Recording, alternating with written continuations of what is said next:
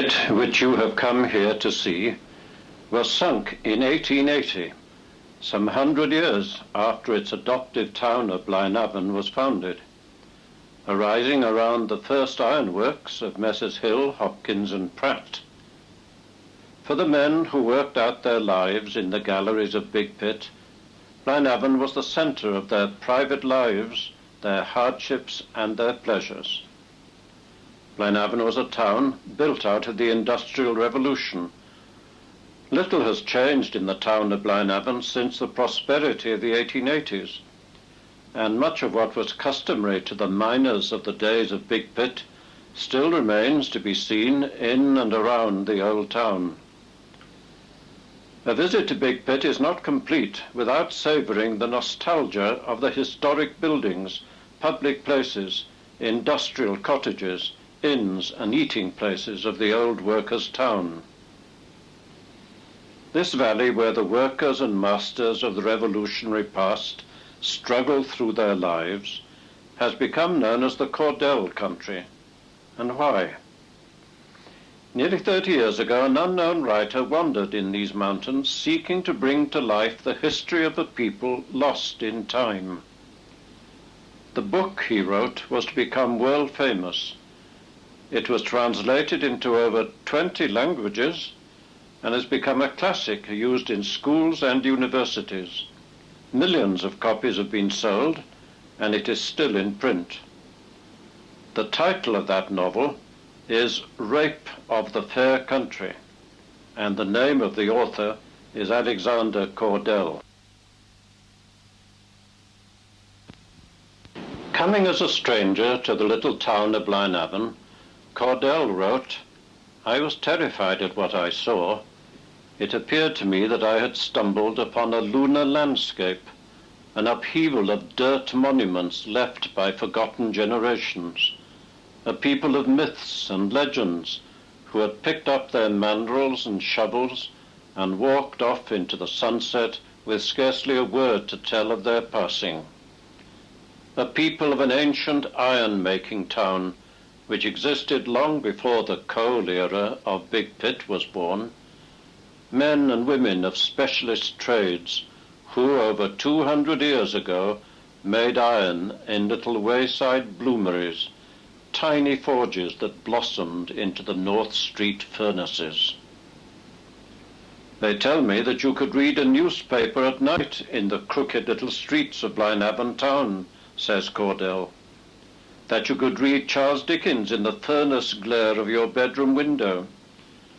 And when the molten iron was tapped and ran in fiery streams from the bungs, the whole of the mountains seemed to catch alight. That the valley of the Usk, surely one of the loveliest valleys in Wales, glowed with a roseate hue right down the Keeper's Road from Blaenavon to Abergavenny. For these were an iron people who sent their sons to teach America how to build the furnaces of Pittsburgh and the coke ovens of Philadelphia. But for this great industry, a price had to be paid. Plundered is my country," says Cordell, "violated, raped." God, it appears, must have been in an excellent mood when he made this lovely scenic route between Blaenavon and Abergavenny. Turn right on the main road out of Big Pit, and first you come to Blaenavon town. Here, believe it or not, are the finest remaining relics of the iron trades in Europe. Industrial archaeology now being preserved and rehabilitated for future generations. For Blaenavon town has awakened from her ancient violent past, has become aware of her importance in a world of industry and tourism, and is reborn, vital and alive. She stands today as a living monument, still scarred perhaps by the exploitation of iron and coal masters, but unbowed. Here, in her narrow little streets, you can meet again the descendants of her iron workers. Amid the criss-cross crazy roofs walked mountain fighters in pairs, some actually hand in hand, the old ones say, for fear of the little people to be seen sitting on the chimney pots. Rhyd North Street, dark as Curtain Street. Heol Istewi, hush Silent Street. Literal translations from the Welsh, used to abound with hobgoblins and little hairy chaps no more than 2 feet high. The Tylwyth Teg, the Welsh fairies, have actually been seen skating on the ice at the Keeper's Pond by the Pwlldy signpost, Cordell was told by an old collier. The ghost of Old Soldier still stands guard on Rifle Green on winter's nights, they tell. Old Soldier who, killed at Waterloo, still guards the town. For these bloody frogs are everywhere, he says in Cordell's new novel, This Proud and Savage Land. And Betsy Williams, the old grandma, who knew how to make good iron by the colour of the pilot flame, still sits with her bottle of stout in the snugs of the rolling mill and the Lion Hotel, winking at the colliers. I tell you this, says Cordell, she isn't much to look at, this old Blaenavon, but she has a heart that is alive and beating as much today as a century and a half ago, when she sent her young to Newport to fight with John Frost for the people's charter of decency and the freedoms which we take for granted today. For the heart of a town lies in its people. Staffordshire Row, where the Midland specialists lived in North Street. Shepherd Square, where Cordell's immortal Mortimers were born and bred.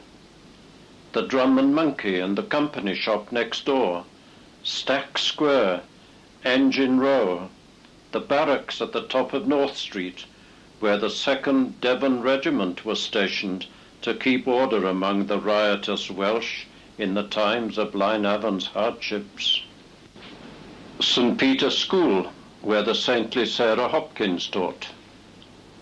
St. Peter's Church, from which a man was transported to Australia for 7 years for stealing a Bible from its pews. Timawr, the big house, still there, where Samuel Hopkins lived with Sarah, his sister, probably the best and kindest ironmasters in the mountains. These are the magic names. And what happens next when you leave Blaenavon and climb to the crest of the Keeper's Road, along the road that Howell Mortimer took Iestyn, his little son, to his first day at work, aged 8? What then? Leave the welcome of Blaenavon behind you as you drive slowly down to Abergavenny in the valley below. Stop and look, and if the day is fine, you will see a sight never to be forgotten, the golden valley of the Usk. Yes, God must have been in an excellent mood when he made this second Eden.